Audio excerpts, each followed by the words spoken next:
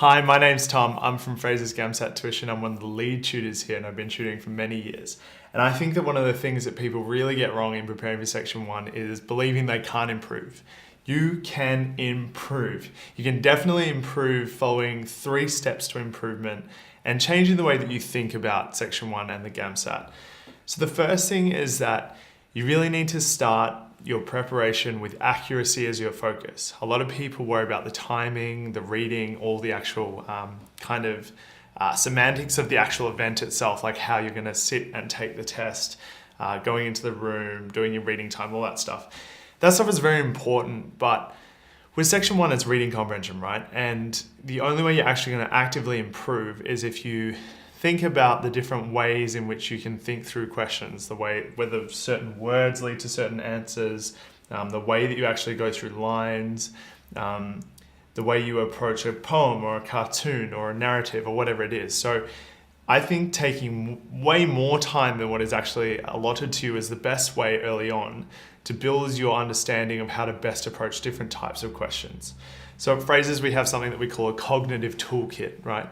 So some questions are asking you to use deductive reasoning. Some questions are asking you to use inductive reasoning. Some questions are asking you to use comparative reasoning, so like looking at different comments and how they relate to one another. Some are quite general. They're looking at overall points of view and tone. Some are very specific. They're looking at the connotations of different words.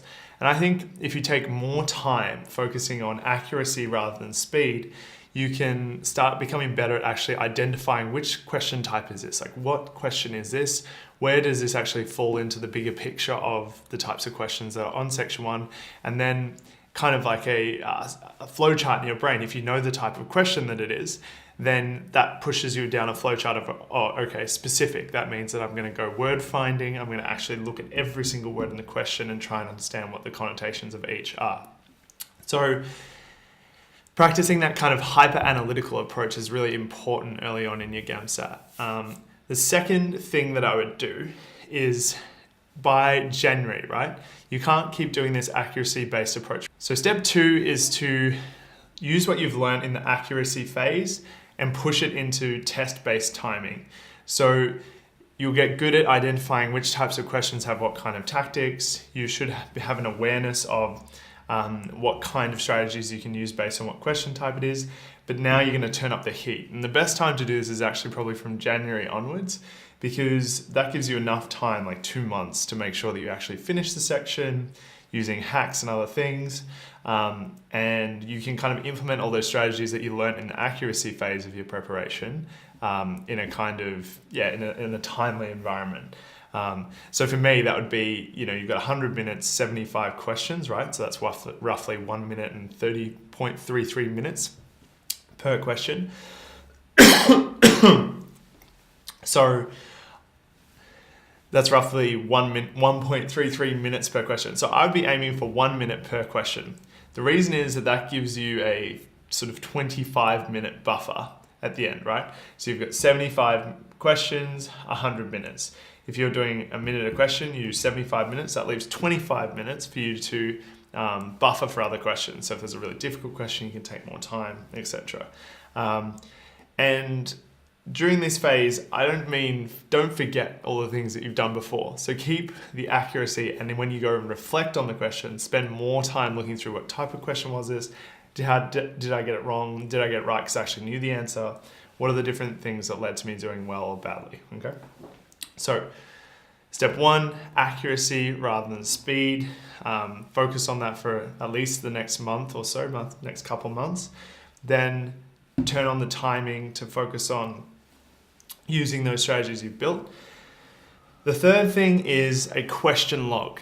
Question logs are absolutely extremely valuable. Okay, they're an absolute asset to your preparation. So what I mean by question log is basically a really high-tech Excel spreadsheet that lets you tag what type of question it was that you just did. Did you get the question right or wrong?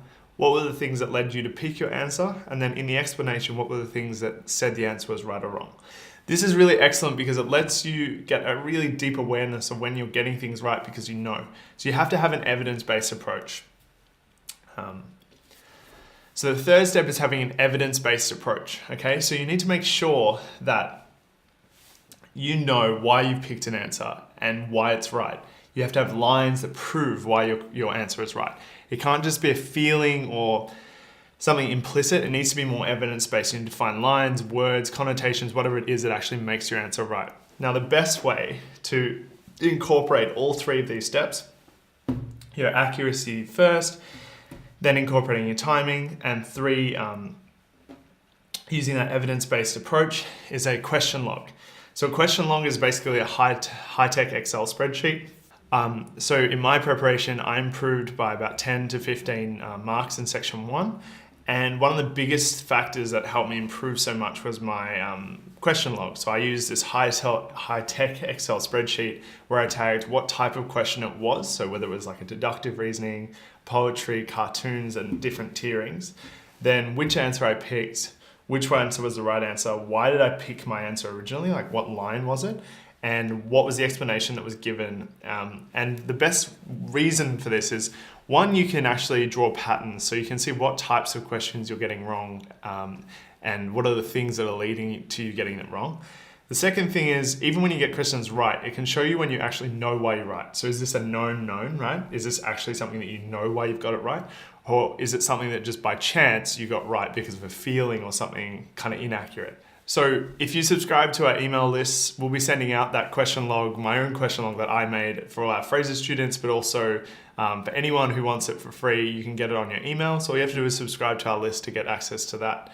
If you like this video and you'd like to hear more about the different approaches we take for section 1, section 2, section 3, subscribe to our email list and come along to our GAMSAT masterclasses. We have a whole day of this where we talk about the best approach to your prep, and best of all, it's completely free. So don't miss out on the masterclass. Make sure you sign up to our email list to get the actual question approach and the question log. And I'll see you in the next video about section 2.